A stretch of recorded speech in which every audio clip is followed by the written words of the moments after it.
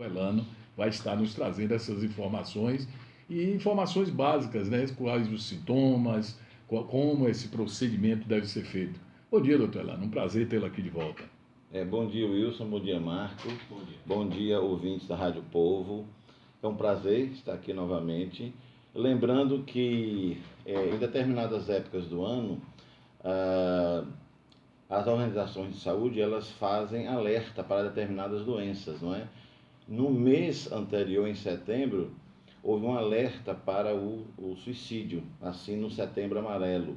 No mês de outubro, se alerta, tenta se sacudir, né, a sociedade e a paciente também para o câncer de mama. No mês que vem, em novembro, nós vamos falar, né, será alertado para o câncer de próstata. Então, é muito importante esses períodos, mas nós não devemos esquecer o seguinte, que a pessoa não pode se preocupar com a determinada doença um período do ano. A preocupação ela tem que ser constante. O período serve apenas não, mas serve muito como um alerta para a sociedade em geral, para os serviços públicos de saúde, para os serviços privados e para também sacudir a paciente. Muitas pessoas, às vezes, principalmente por causa dessa doença, da pandemia, Wilson, estão relutando em procurar, né? As próprias pacientes me dizem, olha, eu comecei a sentir tal sintoma em fevereiro, mas só vim procurar agora,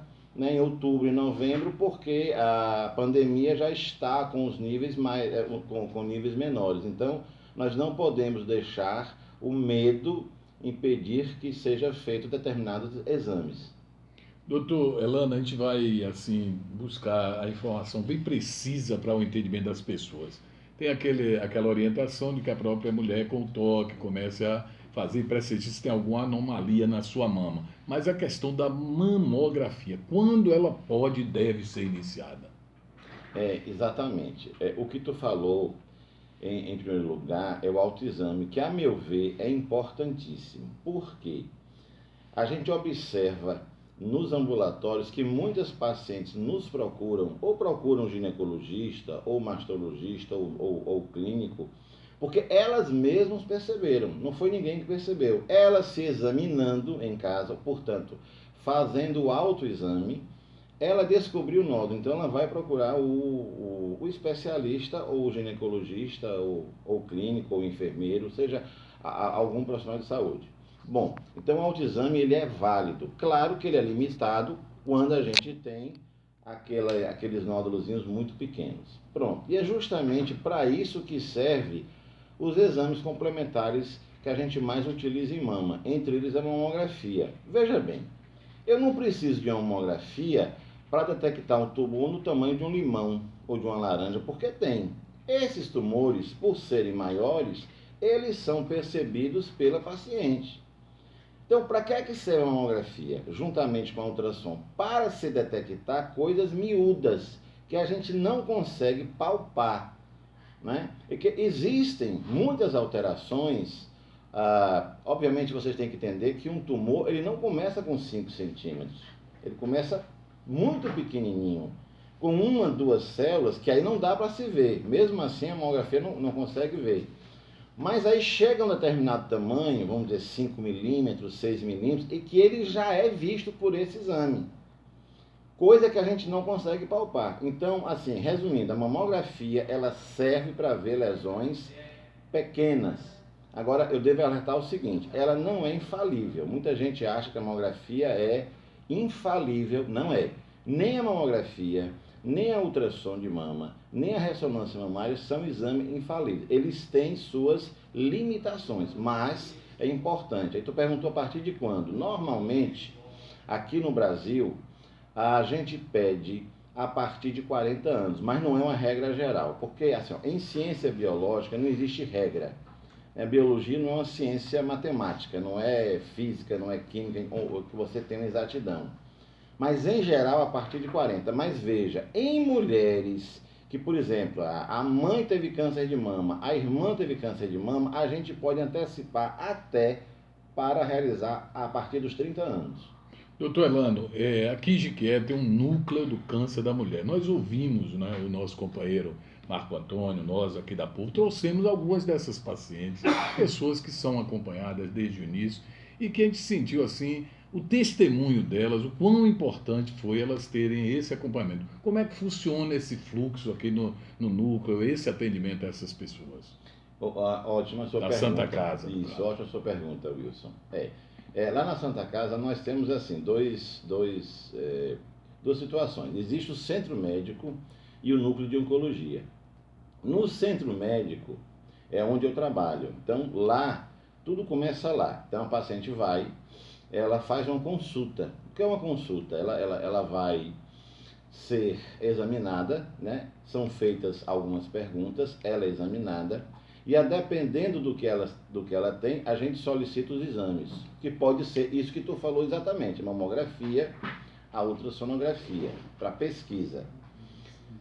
Em alguns casos, é necessário fazer um exame chamado punção com agulha fina, que se utiliza de uma seringa e de uma agulha. Como eu falei, uma agulha fina, uma agulha de injeção 30/7, onde se punciona tanto nódulos sólidos como cistos. Nós também realizamos esse tipo de exame lá na Santa Casa. É oferecido tanto a punção como o exame do material. Muito bem, então vamos lá. Repetindo, realizamos a consulta, realizamos a ultrassonografia, realizamos a punção, estudo do material.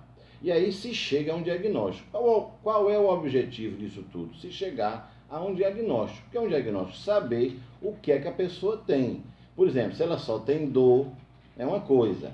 Mas se ela tem dor e tem um nódulo, dependendo do tipo de nódulo, esse nódulo pode ser acompanhado com ultrassom periodicamente ou precisa ser imediatamente investigado, dependendo da classificação dada pela ultrassom e do que a gente acha no exame clínico. Essa investigação, uma delas é feita por punção, não é? Se, vamos dizer assim, a ultrassonografia e a punção suspeitar, houver uma suspeita de nódulo maligno, que seria o câncer, de uma neoplasia maligna, que seria o câncer, a gente segue adiante com a realização de uma mamografia, a solicitação de uma biópsia. Se a biópsia confirmar que a tumoração é maligna, essa paciente vai ser direcionada a um tratamento, que pode ser inicialmente cirúrgico ou pode ser inicialmente com quimioterapia, dependendo do tamanho do tumor. Em geral é assim, quando o tumor está muito grande, vamos dizer tumores de 7, 8, 9, porque tem, não pensem que não tem não, existem, chegam tumores deste tamanho, né, confirmando que se trata de câncer, esta paciente é encaminhada para o setor de oncologia, já com a biópsia. A gente só encaminha quando ela já tem a biópsia pronta. Então ela é atendida pelos oncologistas, que se eu não me engano são o doutor Eduardo e a doutora Karine, eles vêm de Itabuna e atendem no centro de oncologia e vão fazer o planejamento dessa paciente. Porque a quimioterapia não é igual para todo mundo, porque câncer também não é igual para todo mundo. Câncer não é uma doença só. Nós temos mais de 100 tipos de tumores. Então, até porque também a dose de quimioterapia vai depender da altura da pessoa, do peso da pessoa, do tipo de tumor. Aí vem questões muito técnicas, né? Se ela vai fazer 6 sessões, 8 sessões ou mais, esses especialistas, os oncologistas clínicos, é que vão decidir. E este tipo de tratamento é oferecido pela Santa Casa. Isso é muito importante, né? Porque o que eu estava discutindo com você no início, o que não é informado, o que não é divulgado, você não sabe. Eu não sabia, como acontece com a gente, mas faz. Nós temos algumas pacientes, algumas que eu mesmo fiz cirurgia, outras que foram operadas no Hospital da Mulher, em Salvador, mas que são direcionadas para cá, porque fica muito mais fácil. Repare, uma quimioterapia com 6 sessões, a pessoa tem que ir no mínimo 6 vezes para Salvador, 6 para ir, 6 para voltar. E quando eu ofereço o serviço aqui, é muito melhor, não é? Pela logística. Pois é, nós vamos continuar com esse assunto. Marco Antônio, você tem pergunta aqui ao doutor Elano? Tem.